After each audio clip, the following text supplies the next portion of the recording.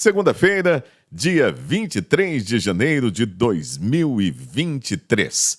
Vamos lá com os destaques de Adolfo Padilha. Adolfo, seja bem-vindo. Fala, Eudes Figueiredo, amigos da Mix FM, bom dia, segunda-feira, que Deus abençoe a todos nós, né?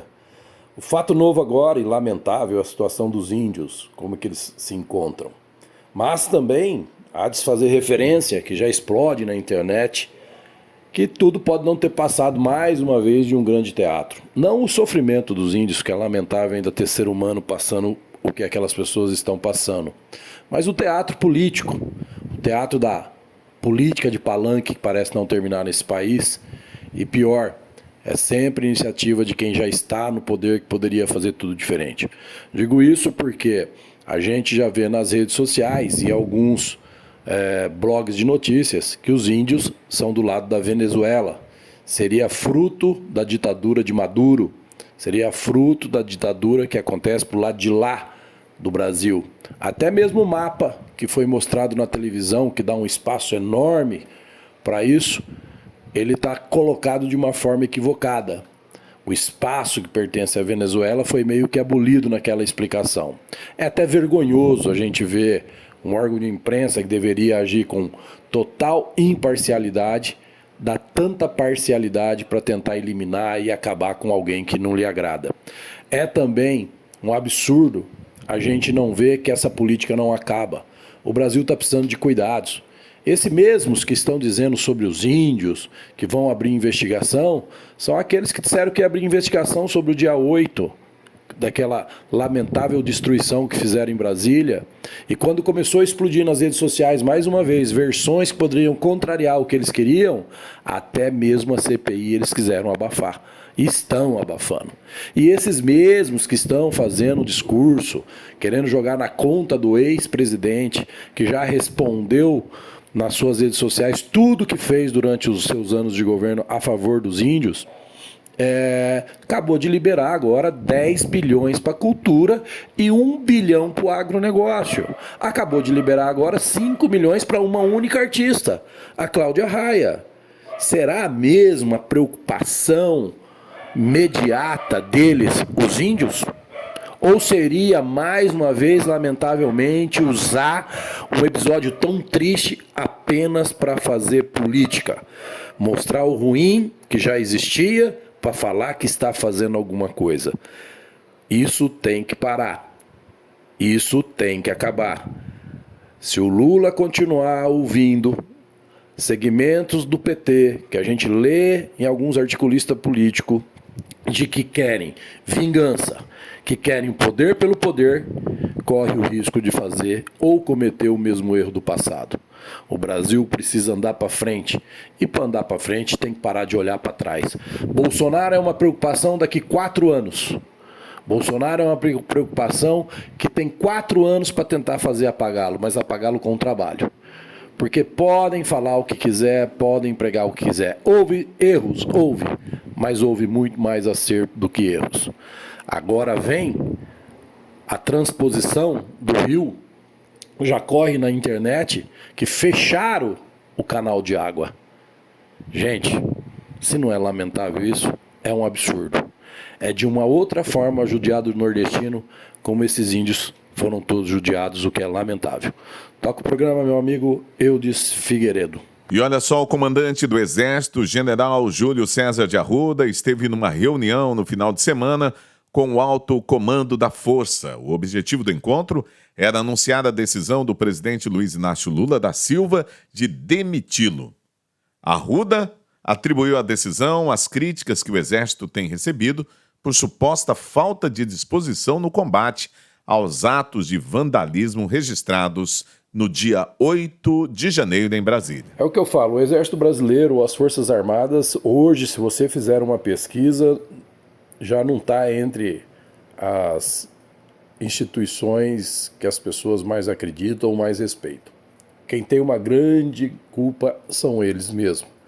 Não pela falta de ter atendido uma solicitação de grande parte dos patriotas, porque ninguém aqui é a favor de uma intervenção. Nós somos a favor de ter uma força pronta, em pé e a ordem para organizar uma nação se assim for necessário. E a pergunta que eu faço hoje, temos a garantia ou você percebe a garantia de que se um governo executivo ou legislativo quiser fazer alguma coisa que prejudique a soberania nacional, você confia que o que nós temos hoje vai se empenhar para que isso não aconteça? Eu acho que essa confiança caiu e caiu muito durante esse período todo. Eu creio que essa mudança, essa falação, como eu já disse na minha abertura, tem que acabar. Dizem nos bastidores que o presidente Lula sofre uma pressão terrível da ala mais radical do PT. Foi eles também que pressionaram o Lula para fazer essa troca no comando das Forças Armadas e no Exército, inclusive no Exército. Isso tem que parar. Esse rancor e essa raiva pode fazer o PT cometer um erro muito maior do que já foi cometido no passado. E olha, Brasil e Argentina devem analisar a criação de uma moeda comum do Mercosul durante a visita do presidente Luiz Inácio Lula da Silva ao país, de acordo com o jornal britânico Financial Times. O problema do Brasil juntar a moeda dele com a moeda da Argentina é um problema sério, né? Mas o maior problema disso tudo é quem tem uma ideia dessa. Você pega uma moeda que nem o real, que foi a segunda moeda que mais valorizou pós-pandemia no mundo, coisa que nunca aconteceu na história desse país. Você pega a Argentina, que chega a 100% de inflação. Como é que você junta uma Ferrari com um Fusca que vai querer performance? Como é que você junta uma pessoa formada, preparada, treinada com um amador? Tem como dar certo? Não tem hipótese nenhuma, não tem como isso dar certo. É que por trás disso tem muito mais do que se preocupar com uma economia única. Faz parte do plano de poder do Fórum de São Paulo.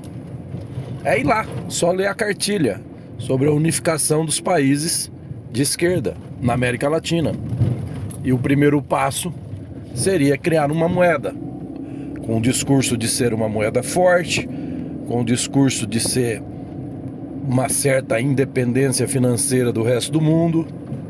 Ou seja, é um pensamento simplesmente de louco.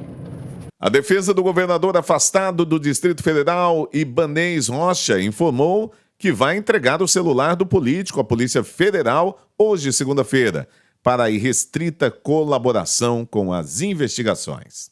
Eu tenho para mim que essa investigação contra o governador de Brasília, que foi afastado de uma forma absurda numa decisão monocrática do ministro Alexandre de Moraes, isso vai de alguma forma por si só se acabar.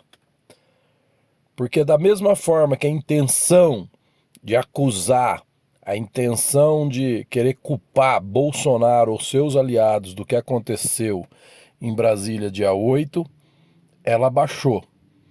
Com isso se cria fatos novos, lamentáveis, mas não deixa de ser uma cortina de fumaça, o caso dos índios, que agora chama muita atenção na mídia e tem que chamar mesmo, porque é um absurdo. Como é um absurdo querer, de alguma forma, responsabilizar o ex-governo federal por isso, é um absurdo a situação daqueles seres humanos, que independente de serem índios, ninguém merece passar por aquilo. E acho que essa investigação, que tenta colocar o governador de Brasília, o secretário Torres, que está preso, também vai começar a perder força.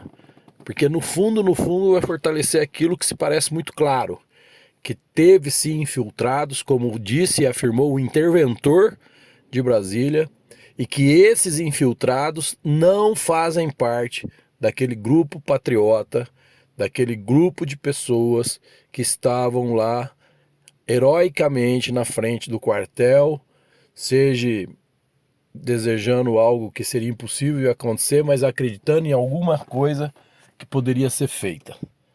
Isso já está mais do que comprovado.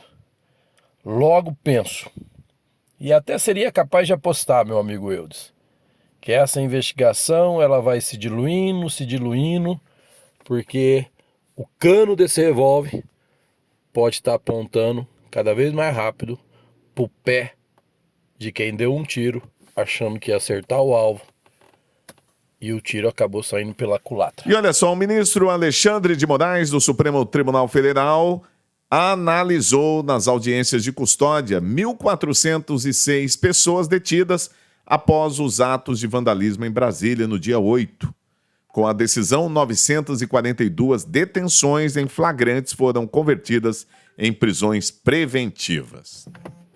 Seria interessante a gente conhecer o perfil desses 942 pessoas que permanecem presas, né?